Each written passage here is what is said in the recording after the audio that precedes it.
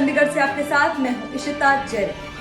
आज का जो विषय है जिस पे हम चर्चा करेंगे वो है कोरोना का नया वेरिएंट डेल्टा प्लस। तो चलिए शुरू करते हैं। मार्च 2020 जब दुनिया ने पहली बार उस तबाही की झलक देखी जो कोरोना वायरस के कारण होगी, तो सबको डर था कि ये भारत पर बहुत नुकसान पहुंचाएगा। बेशक ये डर हकीकत में बदल गया जब भारत में कोरोना की पहली लहर आई और अब कोविड को 1 साल होने को आ गया, पर आज भी भारत पर वायरस का दबाव देखने को मिल रहा है। पहली लहर से कई ज्यादा घातक और खतरनाक दूसरी लहर का हमें सामना करना पड़ा। राज्यों में फिर से लॉकडाउन लग गए, लोगों के पास वापस जाने के लिए कोई रास्ता ही नहीं बचा। ये ही नहीं, पहले से ज्यादा मौतें हुई और एक दिन में 4 लाख लोग संक्रमित भी हुए।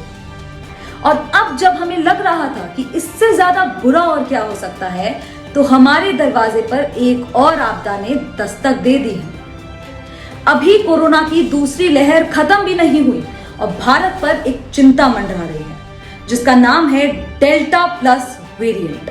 हाल ही में स्वास्थ्य मंत्रालय ने डेल्टा प्लस वेरिएंट को वेरिएंट ऑफ कंसर्न घोषित किया है। कोई भी वायरस वेरिएंट ऑफ कंसर्न तब माना जाता है जब या तो वो बहुत तेजी से फैल रहा है या वो बहुत ज्यादा मौतों का कारण बन रहा है। आसान भाषा में डेल्टा प्लस वेरिएंट और म्यूटेंट से और वेरिएंट से कई ज्यादा खतरनाक है और ये बात अब सरकार ने मान ली है।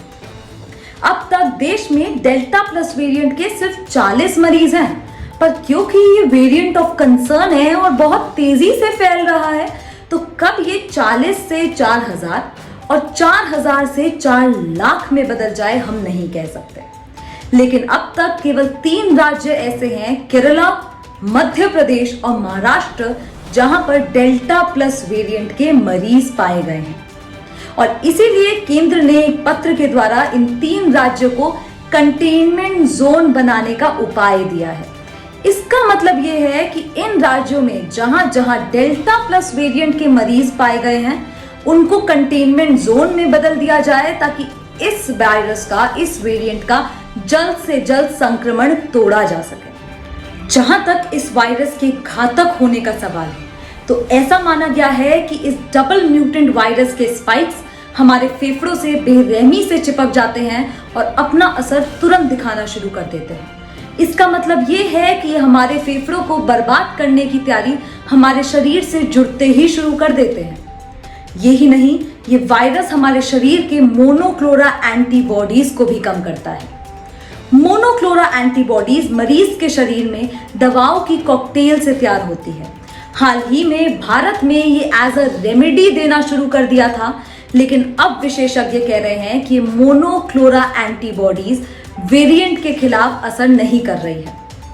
रणदीप सिंह गुलेरिया ने इस वायरस पर, इस डेल्टा प्लस वेरिएंट पर गंभीरता जताई है।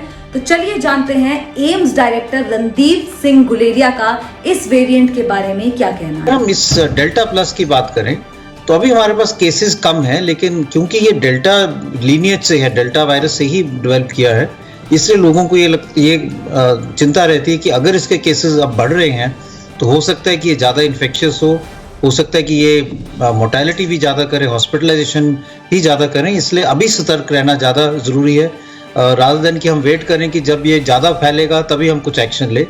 इसलिए गवर्नमेंट ने इसको वेरिएंट ऑफ कंसर्न कहा है।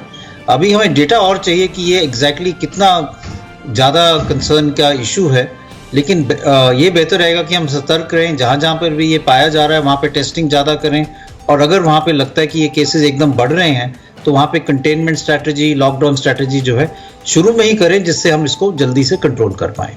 बात सही है कि ये फैल रहा है, इसमें 2 चीज़ें हैं। एक चीज़ें हैं कि हमने कितना टेस्टिंग किया। अगर हम कह रहे हैं कि 40 केसेस हैं, ये भी हो सकता है कि अगर हम और ज़्यादा टेस्टिंग करते तो हम और ज़्यादा पिकअप कर लेते, क्योंकि हम हर एक RT-PCR पॉजिटिव वाले को टेस्ट नहीं कर रहे हैं।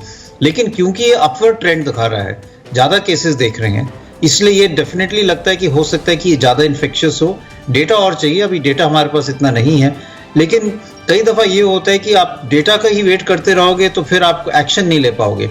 इसलिए यही देखते हुए कि केसेस ज़्यादा बढ़ रहे हैं, ये एक वेरिएंट ऑफ कंसर्न बन गया और हम सबकी यही कोशिश है कि जहाँ पे एक ज़्यादा केसेस इसके पाए जा रहे हैं वहाँ पे सतर्क रहें, एक्शन लें, जिससे एकदम फिर नए केसेस का जो है बढ़ना ना शुरू हो और आउट ऑफ कंट्रोल सिचुएशन ना हो जाए।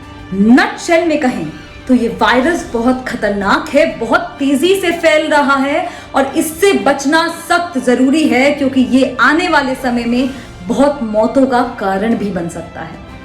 इसके अलावा अगर हम वैक्सीन की बात करें तो हमें नहीं पता कि वैक्सीन इस वायरस के खिलाफ कितनी प्रभावित होगी, पर इसका मतलब ये नहीं कि आप वैक्सीन ना लगाएं, क्योंकि इस आपदा में वैक्सीन ही एक उम्मीद है जो हमें कोरोना से बचा सकती है। ये थी डेल्टा प्लस की बात। अब आते हैं महामारी पे। किसी भी महामारी में देश की सरकार और नागरिक का साथ खड़े रहना बहुत आवश्यक है।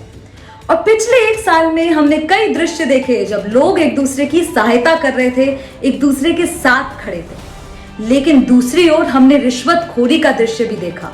लोग एम्बुलेंस बहुत महंगे में प्रोवाइड कर रहे थे, लोग सिलेंडर बहुत महंगा दे रहे थे। तो इस समय हमें कोरोना वायरस के साथ साथ रिश्वतखोरी के वायरस से दूर रहना है और जिम्मेदार नागरिक के रूप में एक दूसरे की सहायता करनी है। आज के लिए बस इतना ही। ये थी इशिता जयदत्त चंडीगढ़ से। अगले वीडियो तक सेफ रहें, सुरक्षित रहें।